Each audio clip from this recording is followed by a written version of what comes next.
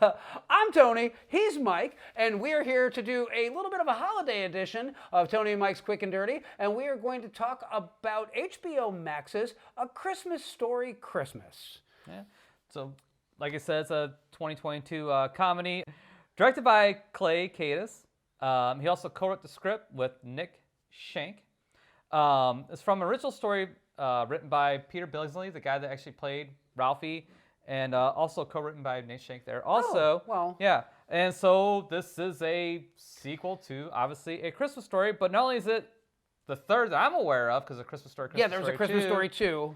But apparently this is also the the eighth installment in this franchise. There's apparently other Christmas Story things. Well, actually, I know that there was... going to the Parker family thing. Yeah, so... I'm just going to say this right now. I am a massive fan of A Christmas Story. I watch it every year, sometimes multiple times within that time. When TNT used to do their 24 hours of A Christmas Story. I think they still do, don't they? Yes, they do. And that shit was on my TV until we were opening presents, and then it was back on at some point later in the evening when I just wanted to tune out and giggle like an idiot. So I love the original film. Mm-hmm. Every one of the sequels that has been done, every one of them, they've lacked. They've been really, really lackluster. I never bothered, because how are you going to stand up to a classic like that? I mean, it's on TBS 24/7 for a fucking reason. They don't just do it for fucking nothing. So how I got introduced to it actually was my mom, her friend Ethel, gave it to me as a VHS tape for Christmas. And actually, it sat for like years. I actually never watched it until like about a couple years later. Granted, I was like 5, 6 years old at the time when I first got the tape. So by the time I was like 7 or 8, popped it in. It's like, oh my God, it's the greatest thing ever. And I wore that thing out. My family to this day still teases me about A Christmas Story. So, and rightly so. Yeah. No, I own it with a badge. Yeah, a badge of honor. Yes. Mad love. But I will say this, and I was kind of surprised by this one because they got they got almost everybody they could from the original cast. The father actually has passed away, the actor that played him. The mother has retired from acting. She's in her 80s now. But who they got to replace her was from Airplane. And we hope you enjoy the rest of your flight. Julie Haggerty. By the way, is there anyone on board who knows how to fly a plane?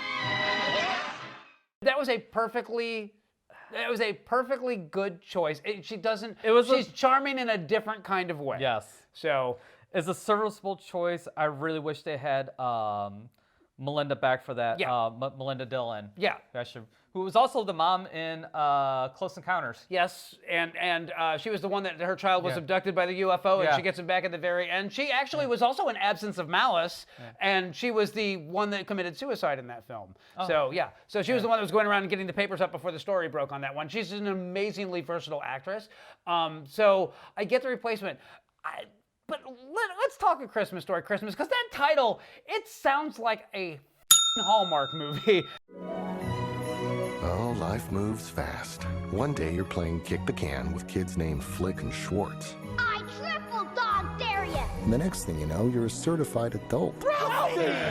Not that I don't have any problems with Hallmark movies. Don't get me wrong. All right, I'm going to be watching my fair share this year, but this one kind of caught me off guard. And I don't know where you're going to land on this one, but I'm going to say this.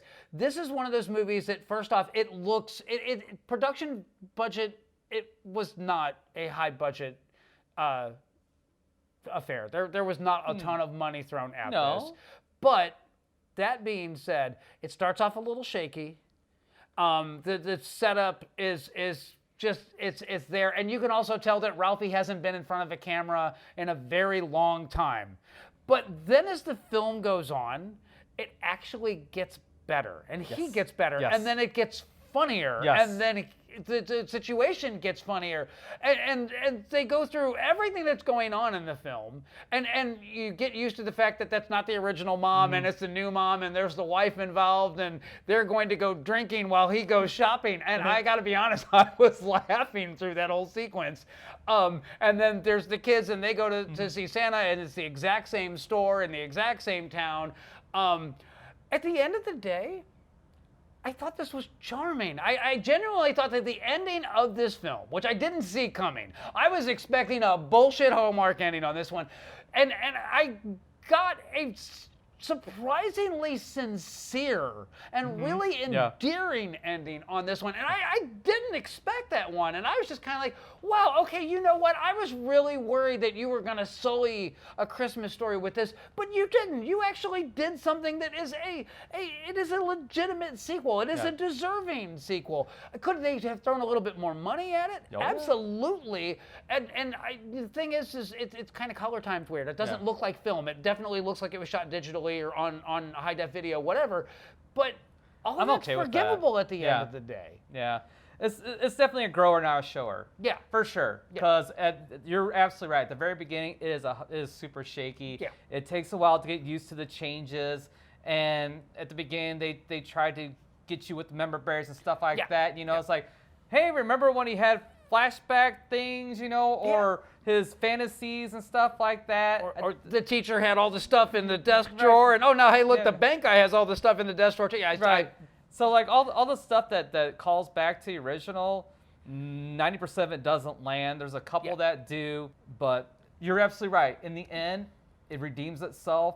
It's very charming at the end, and as you said, it comes across very sincere. So I echo everything that you have said. I mean, it's. And I'm gonna also say this: the obvious joke, they didn't go for it, and I'm thrilled that they didn't go for it. That was like which one? There's like a million obvious the jokes they could've obvious done. joke is the lamp. The old man's eyes boggled, Oh, wow. overcome by art. I know just the place for it. Right in the middle of our front room window.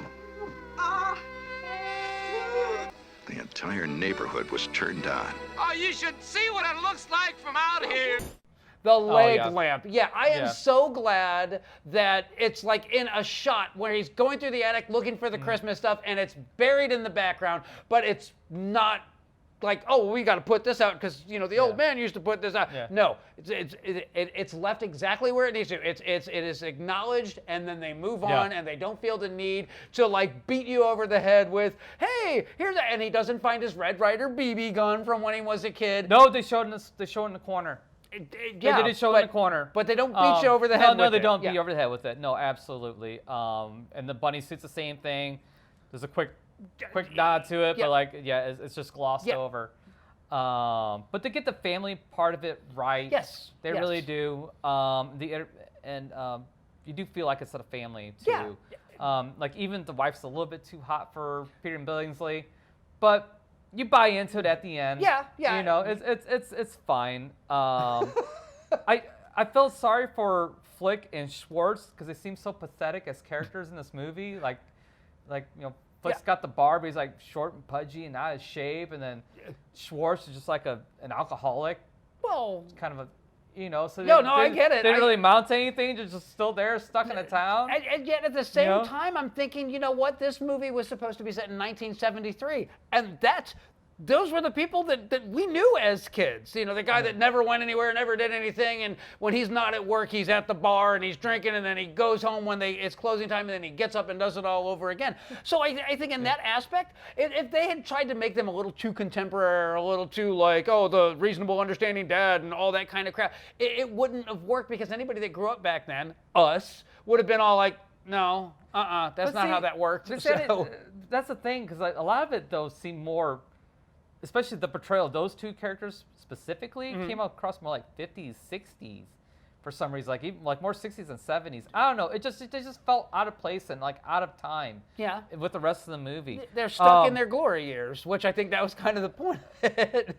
But it didn't work. It didn't work. But what did work was his interaction with Scott Farkus at the end. Oh, yes. Was masterfully done. Yes. That was my favorite part. That was at that point. That was the scene that I watched at, and I thought, okay, no, I like this movie. Yes. That was the switch that flipped when I saw it, because the sled scene about the bar tab was So funny, dumb. and I was laughing. I laughing. It was I hated stupid. it. It did not need to be in there. I hated that part of the movie. I wish I would have took that out. But especially the aftermath where every fucking drunken idiot goes down the set too and like starts hitting everything in sight. That was the Like, part that come had me on. laughing so Oh, hard. no, that did not work for me. But I'm going to say this. The Scott Farkus scene was pure magic. That was the was. moment when I was like, okay, yeah, I like this film. And then Christmas Morning was spectacularly Yes, it well was. done. So it's And it's a great nod to the dad at the end. Yes, You know, yes. it's like, holy shit, everything was a complete disaster, but the old man, this is his thing. He had this shit fucking down. Yeah. And even after death, he still came through in a fucking clutch. And yeah. it was beautiful. yeah, so I'm not going to give it a chef's kiss, but I am going to say it is on HBO Max right now. It is absolutely a recommend for me. It is worth your time. Skip the other sequels. Skip that crap-tastic Toy Story 2, or I'm sorry, Christmas Story 2. There's so many other ones that they try to do, and I know they tried to reboot this, and that was no. Just watch the original. Watch this one. You're good. You're set. It is not a straight up recommend for me. I probably won't go back and watch this again unless I'm with like family or something like that. It's definitely a family type of film. So if somebody has it turned on and you walk into the living room and they're watching it, sit down. You'll enjoy it. You can, lop off the first 15 minutes of it. So you can go back and watch it later. It's fine. It's on streaming. You'll be able to catch it later. But anyway, that's all for this one. We will catch you next time.